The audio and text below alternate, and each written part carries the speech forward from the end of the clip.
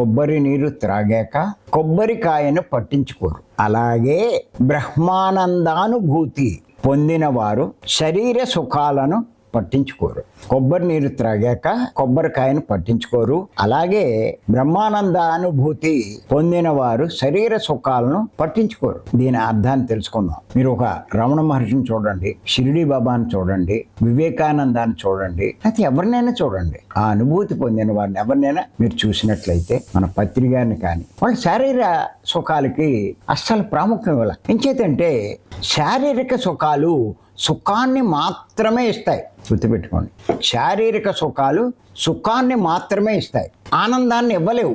ఏంటి తేడా ఈ రెండింటికి?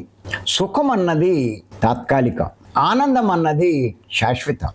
సుఖం శరీరం వరకే, శరీరం ద్వారా మనసుకు తృప్తి కలిగించడం, అది సుఖం అంటే. ఆనందం అన్నది ఆత్మకు సంబంధించింది. సుఖాన్ని వర్ణించవచ్చు, ఆనందాన్ని వర్ణించలేరు. అది అనుభూతి చెందవలసిందే. అంచేత ఏమిటంటే ఈ సుఖం తాత్కాలికం కాబట్టి ఎన్ని సుఖాలు పొందినా ఇంకా సుఖపడాలనే అనుకుంటూ ఉంటారు. అది తాత్కాలికం కాబట్టి. మీకు ఇష్టమైన ఒక స్వీటు లడ్డూ తిన్నారు, కాసేపు తృప్తి ఉంటుంది. మళ్ళీ సాయంత్రం అయ్యేసరికి లేకపోతే మర్నాడో మళ్ళా తినాలని ఉంటుంది.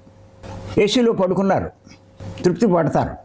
మళ్ళీ బయటికి వెళ్ళారు, అక్కడ వేడిగా ఉంది, మళ్ళీ వెళ్ళి ఏసీలో ఉండాలనుకుంటారు. ఇలా చూసుకుంటే ఎన్ని రకాల సుఖాలు అనుభవించినా ఇంకా ఇంకా అనే ఉంటుంది, కానీ ఇంకా నాకు చాలు అనుకోరు. కానీ ఆ ఆనందానుభూతి, బ్రహ్మానందానుభూతి, బ్రహ్మము అంటే ఆత్మ, ఆ ఆత్మానందానుభూతి, ఆత్మ నుంచి పొందిన ఆ అనుభూతి పొందినవాడు అసలు ఇంకేం వద్దంటాడు ఈ ప్రపంచంలో. దీని ముందు ఏది సరిపోద్ది అని చెప్పి వాటికి అసలు ప్రాముఖ్యం ఇవ్వడు. ఎక్కడైనా ఉంటాడు, ఎక్కడైనా జీవిస్తాడు. వాడికి ఉన్నా ఒకటే ఈ ప్రపంచంలో, లేకపోయినా ఒకటే.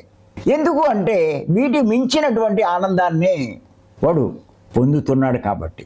వాళ్ళు పొందినటువంటి ఈ ఆనందానుభూతి యొక్క రుచి ఏంటో తెలియక, ఆ అనుభవం లేక, ఈ ప్రాపంచిక సుఖాల్లోనే ఏదో ఉందనుకుంటూ, అవే గొప్పవనుకుంటూ వాళ్ళు ఏం చేస్తున్నారు అంటే, సామాన్యులు ఆ అనుభూతి పొందిన వారిని, దేవుళ్ళని ఆరాధిస్తూ నాకు ఇంకా సుఖాలను ఇయ్యి, నేను ఇప్పుడు అనుభవిస్తున్నది సరిపోవట్లేదు, నాకు ఇంకా డబ్బు ఇయ్యి, సంపదలు ఇయ్యి, ఇంకా ఎక్కువ అనుభవిస్తాను అని చెప్పి వాళ్ళని పూజించడం, ప్రార్థించడం, ఆరాధించడం అని కనిపిస్తుంది.